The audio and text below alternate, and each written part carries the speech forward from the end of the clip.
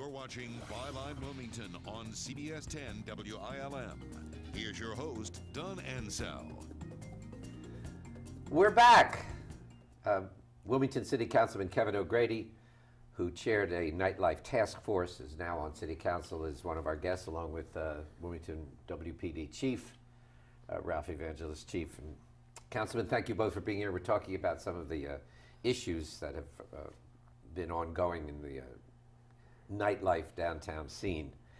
So, ultimate responsibility for granting ABC licenses, the ABC board, In the Raleigh. state ABC board. Yes. You now have a policy in place where the city now makes recommendations prior to. Well, it's a principle basis for making those recommendations. And we've conferred with the commission up there and gone over those policies with them. And essentially they said these policies make sense for the problem we have. And they said if we follow those consistently, they will support us. If you follow the guidelines that you've set up? Yes.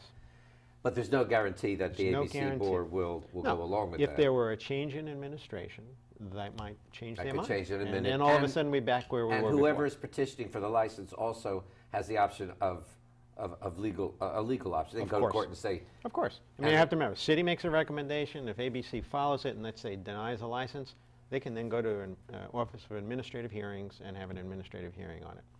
So there's always so it's appeal right. So we're still in a sort of a hazy area when it comes to controlling Well, I think the biggest the issue that's contributing to the. I think the biggest concern is that while the ABC statutes in this state recognize local conditions, they don't give any kind of deference to them, and they don't take them into serious. Well, who do you think should? Do you think the city should? I think the practicality is we'll never get the ultimate licensing away from Raleigh. What we need is, and we have proposed some legislation on this, is that cities, municipalities, can propose standards on density, conduct, best practices, and that those will be enforceable by the ABC Commission, and will be given deference when it reaches Office of Administrative So Hearing. the current state of where things are at, would you say that the responsibility really lies on the North Carolina ABC for the problems we're having in the downtown district? For just granting licenses without any thought or No, you can't- emphasis on how it would play out? I'm not going to place blame on any one thing. We have a Well, problem that we if all you have don't to work identify together. a problem, how do you fix it? Well, we all have to work on this problem. And what I want to see happen is two things. One is we have to get our responsibility, the city's responsibility, is maintaining public safety. Okay, if we have that responsibility, then we have to have the authority over that. And we know the problems But we you see. don't, is that right? Well, not enough. The problems we see in the street don't start in the street. They start by the overservice and service of underage and service problems within the alcohol outlet. So we need two things. One is we need to have a stronger say on where and when they can operate. And second of all, our police need the ability to go into those bars and outlets and enforce the social conduct and the service conduct rules. Let's talk about that. Chief, what is the councilman saying? Well, there's several issues here. One is a structural issue of the way the state runs, and that is there's no home rule in the state. So it really focuses all power to Raleigh. You only have power outside the bar, is that right? Correct. You can't go into a bar and. Correct. I mean, right, because they are private clubs, and we technically don't have the authority unless we know there's a crime going on in progress or something like that. But you can't go. You have to be asked in. Well, we have to be allowed in. And I have to say that most of the bar owners are responsible and running good businesses and do allow agree. us. I mean, we can go into there. We do have a handful of places where I guess, if we push comes to shove, I mean, we can get in them.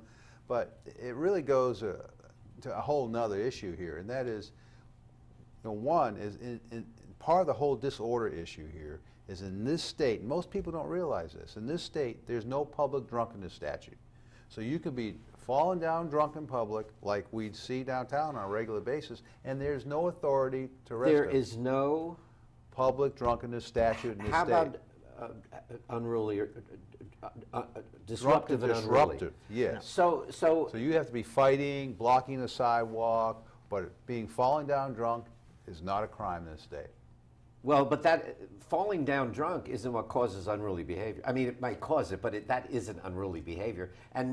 But it goes to the whole issue of social disorder. It's the broken windows philosophy that if disorder exists, crime follows. But you couldn't possibly, or maybe I shouldn't phrase it like that. Could you? Is there any way you could arrest everybody that's unruly downtown on a weekend? Drunkenness. I think that if we were to run, if you had the authority and you were to run an operation 2 or 3 weekends in a row, the word would get out, and there'd be more accountability for personal action. If you did what? If we had the authority to pick up people who are drunk. How about people that are unruly?